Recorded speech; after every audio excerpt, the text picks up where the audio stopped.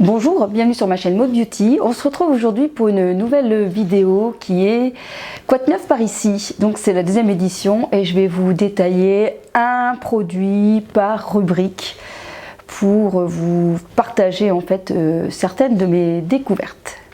J'espère que cette vidéo vous plaira. N'hésitez pas à me mettre un petit mot en commentaire et à liker la vidéo pour me faire savoir si ce format vous intéresse. C'est parti.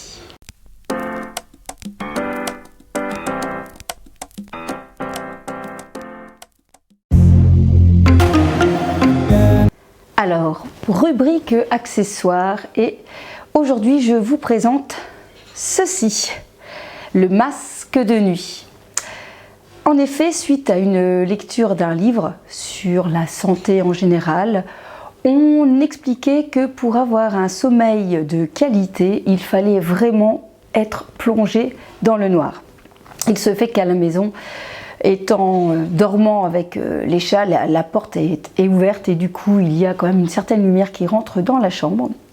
Me réveillant plutôt assez tôt le matin, je m'étais dit tiens, je vais tester ce petit accessoire pour voir si ça améliore mon sommeil. Alors il faut savoir que j'ai pas de soucis concernant le sommeil, je dors très bien, je m'endors en un claquement de doigts. La seule chose c'est que j'ai tendance à me réveiller assez tôt et tôt voilà entre on va dire vers les 6 heures et j'aurais aimé gagner encore une petite heure voilà, et donc je m'étais dit pourquoi pas essayer ce petit masque. Je l'ai testé je le teste depuis au moins 3 semaines et qu'est-ce que je peux en dire? Alors déjà donc je l'ai acheté sur Amazon au prix de 6 €, il est en 100% soie, il est très très léger, il y a une sangle derrière qui est extensible, donc il s'adapte à toutes les têtes, on ne le sent pas, je veux dire c'est très léger, mais par contre, souvent le matin je me réveille, il n'y est plus, alors est-ce que la nuit je l'enlève machinalement? Je ne sais pas, où est-ce qu'il glisse parce que forcément je ne le serre pas trop pour ne pas avoir cette sensation d'oppression quand même autour de la tête pendant toute une nuit. Donc est-ce qu'il n'est pas assez serré? Alors ça je ne sais pas. Par contre, je ne sais pas si j'ai vraiment vu une différence dans la qualité de mon sommeil. Je me réveille toujours quand même régulièrement dans la nuit, mais comme je vous dis, le truc c'est que je l'enlève en pleine nuit, il n'y est plus en fait.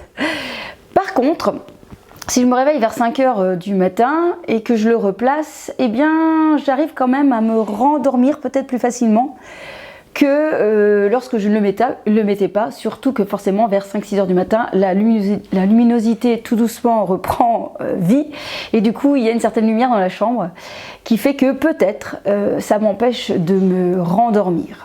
Donc, que dire de ce petit truc? Eh bien, on s'habitue vite à ce petit masque. Comme je vous dis, très agréable à porter, qui peut peut-être aider à vous endormir si jamais vous avez des difficultés également à vous endormir. Peut-être que vous êtes comme moi et que vous ne vous plongez pas dans le noir. Mais voilà, d'après les études, le noir complet aide vraiment à créer cette mélatonine et à dormir de manière plus intéressante et de manière à récupérer mieux dans son sommeil. Donc voilà pour ce petit accessoire de la rubrique accessoires n'importe quoi.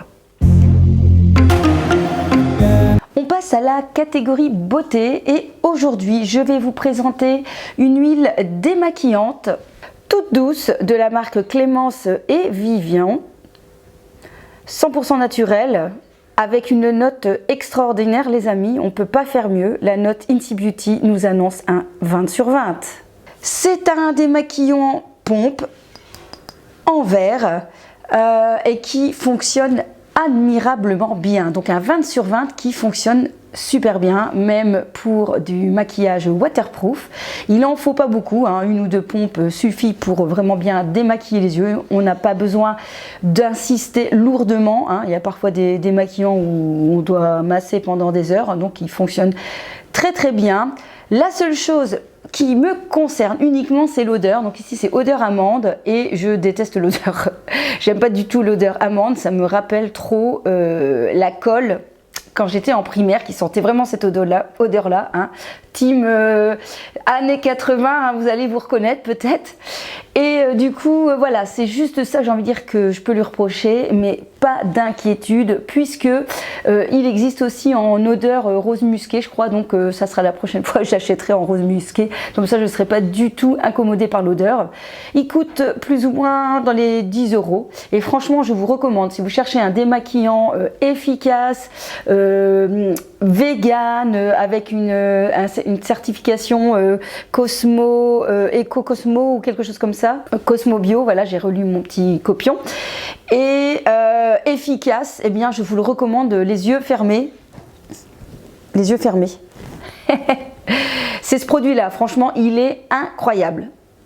À retrouver en général sur les sites comme Casidomi, sur le site internet, pour pouvoir vous le procurer. On passe à la catégorie culinaire et aujourd'hui, qu'est-ce que j'ai à vous présenter? Du poivre de la marque Terre Exotique. Alors ici à la maison, nous sommes fans des épices et notamment du poivre que on aime saupoudrer sur toutes nos viandes, nos plats, nos soupes, etc. Je trouve que ça relève admirablement les papilles et du coup je trouve que parfois dans les magasins on est très vite limité. Et donc j'ai découvert il y a déjà quelques temps la marque Terre Exotique qui propose donc de très bons produits de poivre notamment, mais pas que, hein. Vous avez aussi les épices. Et ça fait déjà plusieurs fois que je passe commande, pas de souci avec les commandes sur internet. Et mon dévolu, j'ai jeté mon dévolu sur 2 poivres dernièrement. Le poivre à huître moulu, donc ça il n'y a pas de souci, vous n'avez pas besoin d'appareil pour moudre. Et l'autre, c'est que je n'ai plus, il faudra que je recommande, c'est le poivre concassé fumé qui est excellent. Alors franchement sur la viande il est terrible celui-ci. Sinon vous avez également du poivre, mais alors en grains, du coup il faut avoir le moulin à poivre pour pouvoir le mettre dedans. Donc parfois lorsque je finis des épices achetées en grande surface et que je peux re-remplir, et bien je le réutilise en fait pour mes autres poivres, parce que j'en ai quelques sortes. Vous avez dans les prix, ça varie, mais on est aux alentours d'une dizaine d'euros. Alors c'est sûr que c'est plus cher qu'un bête poivre noir. Je ne dis pas que j'utilise ce genre de poivre pour mettre dans les préparations qui vont cuire, qui ne vont pas apporter quelque chose d'extraordinaire. Ce sont plutôt des poivres qu'il faut venir mettre en fin de cuisson, enfin même pas en fin de cuisson, saupoudrer dans votre assiette pour garder toute la saveur du poivre. Et voilà, donc c'est comme ça que je vous les recommande de les utiliser. Mais si jamais vous aimez les poivres et que vous n'avez pas la chance d'avoir un super magasin d'épices où voilà, vous pourrez vous procurer ce genre de choses, et bien voilà, je vous recommande pas mal Terre Exotique pour ces poivres. Maintenant, je ne connais pas du tout ce qui s'y cache derrière au niveau de l'éthique, au niveau de la manière dont c'est récolté, etc. La seule chose, c'est qu'il existe une variété assez grande de produits qui permet d'avoir voilà, pour tous les goûts en fait, hein.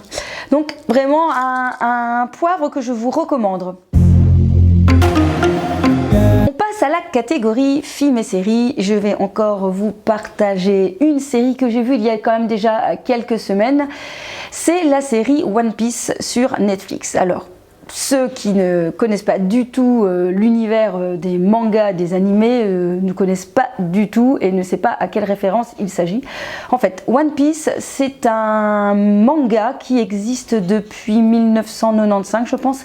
Il y a au moins 1000 chapitres. Donc c'est pour vous dire, c'est un des plus grands au niveau collection, au niveau nombre, c'est un manga le plus volumineux de sa catégorie. Et ici donc ils l'ont adapté pour Netflix, et je peux vous dire que c'est une très belle surprise. Alors n'ayez pas peur, hein, si le domaine manga ne vous intéresse pas du tout. Moi, One Piece, c'est pas du tout quelque chose que j'ai déjà regardé ou que j'ai lu, mais j'ai complètement rentrée, je suis complètement rentrée dans l'univers qui est un peu manga mais pas trop en fait. Je trouve que voilà, on a réussi à faire à ce que ceux qui adorent One Piece s'y retrouvent et ceux qui n'y s'y connaissent pas du tout peuvent s'y retrouver également. Je trouve que les acteurs jouent super bien. Il y a plein de personnages en fait. Je trouve que c'est très riche comme série. D'ailleurs, j'ai trouvé que, on a avalé tous les épisodes, ça a été très vite, on s'ennuie pas, c'est très divertissant, il y a quand même pas mal d'action et puis presque à chaque épisode vous avez un nouveau personnage et les personnages sont assez charismatiques en fait, hein. Voilà, en tout cas j'ai aimé ce côté dynamique de la série et j'attends plus qu'une chose, c'est d'avoir la suite, en espérant qu'il y ait une suite parce que on m'a dit dans l'oreillette qu'en ce moment ça se dispute au niveau des acteurs, donc j'espère qu'ils vont trouver un compromis pour nous sortir la saison 2 de One Piece. Enfin, dernière chose à vous présenter dans la rubrique livres. Je crois que je n'avais pas fait livre la fois dernière, moi qui aime lire.